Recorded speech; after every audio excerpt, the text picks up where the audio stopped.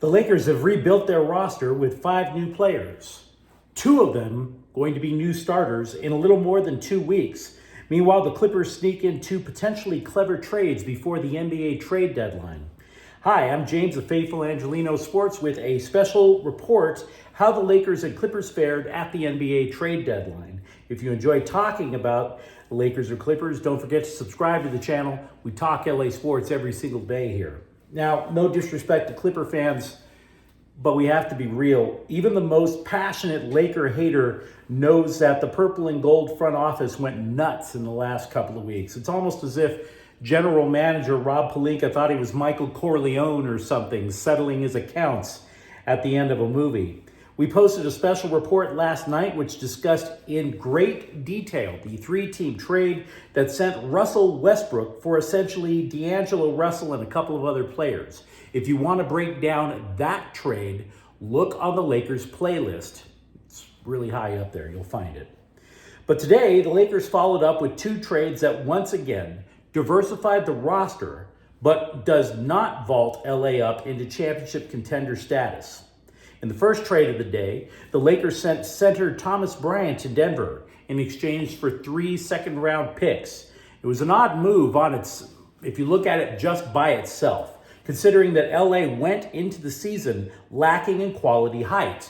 But in about an hour later, the Lakers replenished that height by sending starting shooting guard Patrick Beverley and a second-round pick to Orlando for center Mo Bamba.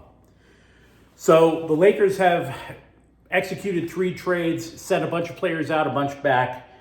In sum, who is in and out? Well, out are 6 players. A lot of them are guards. Westbrook, Kendrick Nunn, Beverley.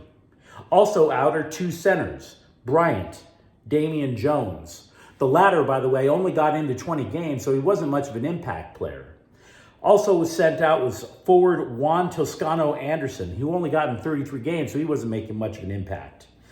The Lakers sent 3 second-round picks in one trade. They regained 3 second-round picks in another. They also sent 1 first-round pick. In, by my count, are 5 players. Now, I just threw a bunch of names out there without context. I get that. So what does it all mean? Let's take a step back instead of just throwing names against the wall. I don't have much of a problem with the players that were sent out because, simply put, the Lakers played like a bunch of Smurfs around Anthony Davis. And that's if Anthony Davis was healthy. When both Davis and LeBron James were nursing injuries at times during the season, the Lakers would have to sometimes play not with 3 guard lineups, not with 4 guard lineups, but every player on the court a guard. And on top of that, there were guards that were turnover prone and could not shoot from the outside. How are you supposed to win with that? What they get in return are players, many of whom I could argue are more valuable to what the Lakers' strategy is than Russell Westbrook. I would argue a couple of them just on talent alone are better than Russell Westbrook at this point in his career. Now, I want to also tap the brakes again. Keep in mind, I'm not suggesting any of these players are anywhere close to the talent level of Kyrie Irving.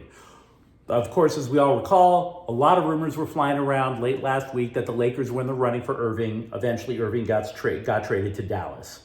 So I don't deny that. Many of these incoming players have flawed games, flawed skill sets. But they did add 2 starters to the starting lineup, and they only got rid of Patrick Beverley in order to do it. Rui Hachimura is your new starting power forward, who can take pressure off of the injury-prone Davis in the low post.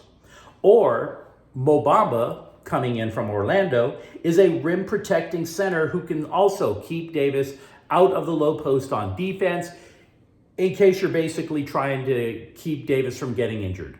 Thomas Bryant could not do that. Thomas Bryant was not a defensive presence. Either way, the Lakers with Hachimura, Bamba, and Jared Vanderbilt, acquired from Minnesota in the Westbrook trade last night, they are all taller.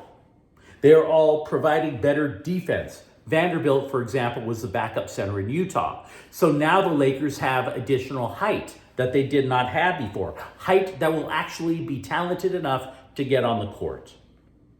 Secondly, this is a Lakers team that can shoot with more efficiency from the outside. D'Angelo Russell, he's going to be the new starter at shooting guard. He's on his fourth team and he's only 26, and I acknowledge that is very troubling. Heck, the Lakers ran him out of town once before. But he sinks 40% of his three-point shots, as does Malik Beasley, both of whom coming in the Westbrook trade from last night. The Lakers were butt naked last in sinking threes. Opponents would sag off of Russell Westbrook because they knew he couldn't shoot from the outside. This is going to do a number of things for the Lakers offense. It's going to provide spacing to the offense that they haven't had in years, certainly not since they acquired Russell Westbrook. Think of Beasley as a Danny Green type. And again, they're flawed. I don't want to deny that. You've heard of so-called 3 and D guys in the NBA. Russell and Beasley are 3 and guys. In other words, 3 without the D, ladies.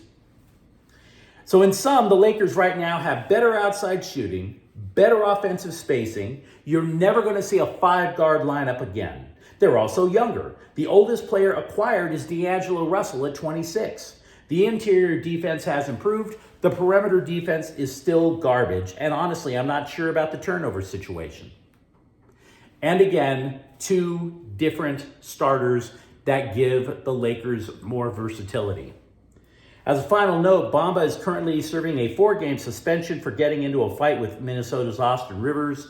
None of the players that the Lakers have acquired within the last couple of days will be available when the Lakers play Milwaukee later tonight. After the Lakers and Suns sent their shockwaves across the NBA landscape, the question I had was, well, what the hell is going on with the Clippers? To look at the Clippers, they're far different than the Lakers. They definitely have a distinct identity. They surely didn't need to go big game hunting, as people were saying the Lakers were going to do. And they didn't go big game hunting. But the 2 deals that they completed, in my opinion, pretty wise. The Clippers have acquired both guard Eric Gordon, who had played for the Clippers before, from Houston. Later this morning, they acquired backup center Mason Plumlee from Charlotte. Now, reports had surfaced that the Clippers were extremely unhappy with their point guard play. They went into the season figuring that there was going to be a battle between incumbent starting guard Reggie Jackson and John Wall, who who was once one of the bigger names in the game. Both of them pushing each other as consummate professionals until one of the guards just seized the job and kept it. Didn't happen. The Clippers were turnover prone. And Wall is not a traditional point guard. He likes to create his own shot. Coach Tyronn Lue said that wasn't what he wanted in a point guard because the offense had to go through Kawhi Leonard and Paul George. Can you argue that? I can't. But I also believe the Clippers had another problem which they weren't talking about publicly. Ivica Zubac is their only center. You take him off the court and the Clippers become really, really small. That story was not getting as much attention because up until 2 years ago, John Wall was a legit superstar in the NBA. Now, Wall gets returned to the Rockets and they're planning to waive him. Heck, if he wasn't traded at all, the Clippers were talking about buying out his contract and leaving the man unemployed. By the way, side note, you know how they say sports is a cold-blooded business? Consider for a moment John Wall. Wall played in Houston before. He had such a lousy time in Houston that he was telling people he was contemplating suicide. Now you send him back? And the Rockets are possibly going to just cut him? Even to a guy like me, that's sadistic. Have some heart, guys. But John Wall wasn't the only casualty. LA sent the other guard, Reggie Jackson, off to Charlotte. So now Gordon's going to run the show. LA also traded a couple of second-round picks to Denver for backup guard, a guy named Bones Highland, which is a great name, and he averages 12 points a game, so he could score kind of like instant offense off the bench. Now, it has been reported that Russell Westbrook could come to the Clippers if Utah buys out his contract, but to be frank, I'm skeptical of it now way more so than I was yesterday. In Mason Plumlee, the Clippers get something they have missed since Isaiah Hartenstein left the team in the offseason. Sorry, just making sure there weren't any new trades. So the Clippers have acquired one new starter at the trade deadline, potentially solved its turnover issue, smoothed out the offense, and added some desperately needed height. To repeat across the board, the Clippers and Lakers have made multiple steps to rebuild their teams on the fly in one of the busiest NBA trade deadlines I have ever seen. Let me know what you think about it in the comments thread. And if you enjoy talking about the Lakers and the Clippers, don't forget to subscribe to Faithful Angelino Sports. We talk about both of those teams virtually every single day. Thank you for watching. I'm James. We'll be back tomorrow morning. Faithful Angelinos is a Kian Corte El Queso production. Take care.